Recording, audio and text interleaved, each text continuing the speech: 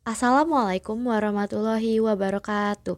Perkenalkan, kami dari kelompok feminisme yang terdiri atas Kanza Azara, saya sendiri, Resti Julia Putri, Amanda Aisyah Mutiara Sumarna, Jessica Reza Vitaloka, Zahra ASEAN, Maura Balkis, dan Galuh Anindya Paramita. Pada kesempatan kali ini, kami akan memaparkan beberapa materi terkait apa itu feminisme. Selamat menyaksikan. Pada kesempatan kali ini, saya akan membahas mengenai pengertian dari teori feminisme serta pengertian dari beberapa ahli. Yang pertama, feminisme ini berasal dari bahasa Latin, yakni femina, yang memiliki arti sifat keperempuanan. Sedangkan secara bahasa, feminisme adalah suatu gerakan yang menuntut persamaan antara laki-laki dan juga wanita. Selanjutnya, saya akan menyajikan 3 pengertian feminisme menurut 3 ahli. Yang pertama, ada menurut Mary Wollstonecraft. Nah, di dalam bukunya yang berjudul A Vindication the Right of Woman yang diluncurkan pada tahun 1972, dia mengartikan feminisme ini sebagai suatu gerakan emansipasi wanita, gerakan dengan lantang menyuarakan tentang perbaikan kedudukan wanita dan juga menolak perbedaan derajat antara kaum laki-laki dan kaum wanita. Selanjutnya, pengertian feminisme menurut ahli kedua. Ahli kedua yakni John Hannam mengatakan di dalam buku Feminism, feminisme adalah suatu pengakuan tentang ketidakseimbangan antara dua jenis kelamin yakni pria dan wanita, dengan peranan wanita di bawah pria. Sedangkan pengertian feminisme menurut ahli yang ketiga yakni adalah Giove mengatakan feminisme adalah suatu kegiatan yang terorganisasi untuk memperjuangkan hak-hak dan kepentingan perempuan sederajat dengan lelaki. Berarti perempuan ini bebas untuk melakukan dan menentukan jati dirinya sebagaimana yang dilakukan oleh laki-laki. Karena feminisme menurut benar diinformasikan oleh asumsi bahwa kehidupan wanita itu sangat penting dan aspek rutin dalam kehidupan sehari-hari membantu mempertahankan ketimpangan gender. Epistemologi pengalaman bergantung pada sudut pandang feminisme terhadap perempuan sebagai membentuk subjek yang koheren berbeda dengan laki-laki. Oleh karena itu, para feminis memiliki sudut pandang yang berbeda untuk mengembangkan peragaman feminisme yang memahami identitas tidak hanya berdasarkan jenis kelamin, tetapi berdasarkan etnis, kelas, dan juga ras. Yang dasar adalah pengalaman bergantung pada konstruksi ambigus seperti subjek individu, struktur gender, dan juga status istimewa. Karena ada di satu sisi menjanjikan hubungan langsung dengan subjek kehidupan sehari-hari dan kebentuk yang sangat subjektif, naratif, dan sering emosional dari pengetahuan. Asumsi feminisme membangun kesetaraan dan keadilan bagi semua perempuan, sehingga harapan dan peluang perempuan dalam hidup tidak dibatasi secara tidak adil. Feminis mencoba memahami apa yang wanita katakan dan lakukan daripada mengandalkan apa yang pria katakan dan lakukan tentang wanita. Feminisme dan gerakan feminis telah berhasil secara radikal mengubah pemahaman organisasi dan negara internasional mengenai signifikasi perempuan dan kontribusinya terhadap dunia politik internasional. Barbara Smith, seorang aktivis politik dan pendiri feminis kulit hitam, menulis pada 1990-an bahwa feminisme adalah teori dan praktik politik yang berjuang untuk membebaskan semua wanita, seperti wanita kulit berwarna, wanita miskin, wanita cacat, wanita tua, lesbian, serta wanita heteroseksual kulit putih yang memiliki hak istimewa secara ekonomi. Feminis menggunakan common security karena mereka beranggapan bahwa kerjasama itu menimbulkan keamanan bersama.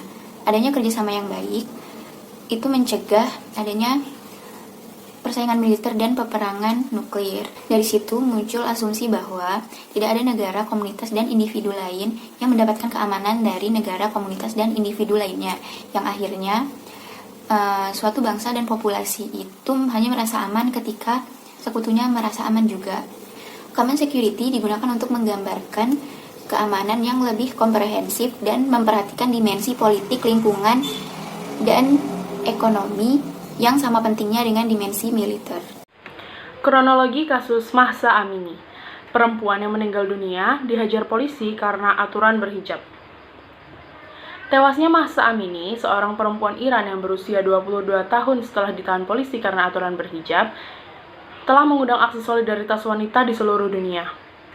Aksi solidaritas ini bermunculan di media sosial setelah video viral seorang protestor Iran membuka hijabnya dan memotong rambutnya di depan publik. Memotong rambut dilambangkan sebagai rasa protes akan kepergian perempuan 22 tahun tersebut, yang juga menjadi unjuk rasa protes terhadap diskriminasi gender yang selama ini ada di Iran. Dalam video yang bertebaran di media sosial, perempuan-perempuan yang simpati akan tragedi tersebut juga ikut dalam kampanye tersebut. Terlihat dalam video yang diunggah akun Instagram @ViceWorldNews, perempuan di dunia memotong rambutnya, mulai dari perempuan-perempuan di Iran, Kanada, Inggris, hingga Turki. Cutting their hair in public over the death of a 22-year-old woman.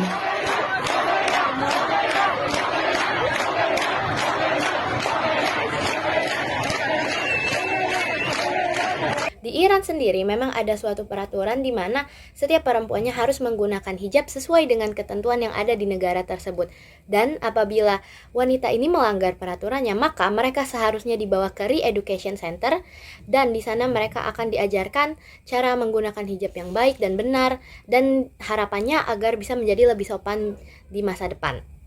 Namun, pada kenyataannya di kasus Mahsa Amini ini, Mahsa Amini ini diduga tewas karena adanya pemukulan. Namun, pihak kepolisian sendiri menyangkal hal tersebut dan mengatakan bahwa Mahsa Amini sendiri tewas karena serangan jantung. Sedangkan pihak kepolisian menyatakan bahwa Mahsa Amini sama sekali tidak ada riwayat jantung. Hal tersebut mengundang amarah publik khususnya wanita dari seluruh dunia. Banyak sekali public figure yang menyatakan keprihatinannya dan bela sungkawanya atas insiden yang terjadi, seperti Bella Hadid, Jessica Chastain, Angelina Jolie, dan beberapa public figure lainnya yang menyayangkan hal ini terjadi. Bentuk protes yang dilakukan oleh kaum wanita dari seluruh dunia terhadap tragedi Mahsa Amini ini sendiri adalah dengan menaikkan hashtag Mahsa Amini di Twitter, Instagram, dan media sosial lainnya.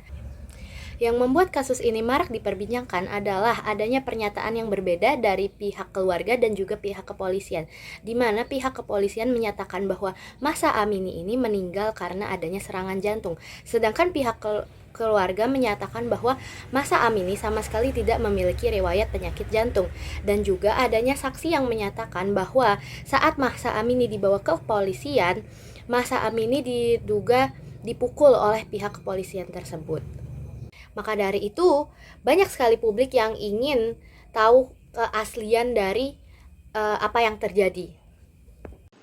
Pada tahun 2020, kasus ini marak diperbincangkan oleh masyarakat Indonesia karena adanya ketidakadilan yang dilakukan oleh PT Alpen Food Industry atau yang dikenal dengan AIS terhadap para buruhnya, terkhusus buruh wanita mereka. Perusahaan tersebut diduga melakukan eksploitasi sehingga para buruh yang sedang hamil mengalami keguguran. Sarinah sebagai juru bicara Federasi Serikat Buruh Demokratik Rakyatan atau FSEDAR yang mewakili seluruh buruh AIS menyampaikan bahwa sejak tahun 2019 hingga saat ini berita dipublikasi, yaitu tahun 2021, terdapat 15 kasus keguguran yang dialami oleh para buruh perusahaan AIS dan 6 kasus bayi yang lahir dengan kondisi tidak bernyawa yang dialami oleh buruh perempuan AIS. Dilansir dari laman resmi FSEDAR, perusahaan mempekerjakan buruh hamil masih dikenakan pekerjaan yang tergolong, diantaranya pekerjaan dengan bekerja berdiri serta mempekerjakan mengangkat beban berat. Yang kedua, buruh hamil juga tidak dapat mengambil kerja non-shift karena dipersulit dengan berbagai macam persyaratan yang harus mendapatkan keterangan dari dokter spesialis serta harus ada kelainan dalam kandungan. Yang ketiga, buruh hamil masih dikenakan target produksi dan tidak mendapatkan keringanan produksi meskipun kehamilan tersebut telah dilaporkan kepada atasan. Yang keempat, tidak adanya layanan klinik kesehatan pada shift malam. Dalam kasus ini sebenarnya buruh perempuan dilindungi oleh Undang-Undang Nomor 13 Tahun 2003 Pasal 72 yang berisi tentang larangan pengusaha mempekerjakan pekerja perempuan hamil masuk pada shift malam yaitu pukul 23.00 hingga pukul 07.00 apabila menurut dokter berbahaya bagi kandungannya serta berbahaya bagi dirinya sendiri. Sedangkan perusahaan tersebut tetap mempekerjakan buruh perempuan yang hamil pada shift malam. Dan dalam pasal yang sama pula telah diatur bahwa perempuan berhak untuk mendapatkan cuti haid, tetapi pihak perusahaan terus mempersulit cuti tersebut dengan proses perizinan yang cukup rumit. Sarinah menyampaikan, buruh perempuan yang sedang hamil baru bisa non-shift, tidak bekerja kalau usia kandungan sudah 7 bulan. Sebelum itu, masih harus angkat barang berat dan dapat shift atau waktu kerja malam. Selain itu, Sarinah menyampaikan, buruh tidak dapat mengambil second option dari dokter atau klinik lain. Bisa dibayangkan, buruh tidak mendapatkan layanan kesehatan secara demokratis karena satu-satunya dokter yang bisa memberikan izin sakit hanya dokter perusahaan saja. Dengan adanya kasus tersebut sebagai bukti bahwa adanya ketidaksetaraan di dalam ranah pekerjaan. Hal itu sangat bertolak belakang dengan paradigma feminisme yang menyuarakan dan memperjuangkan hak-hak kesetaraan, salah satunya dalam ranah pekerjaan.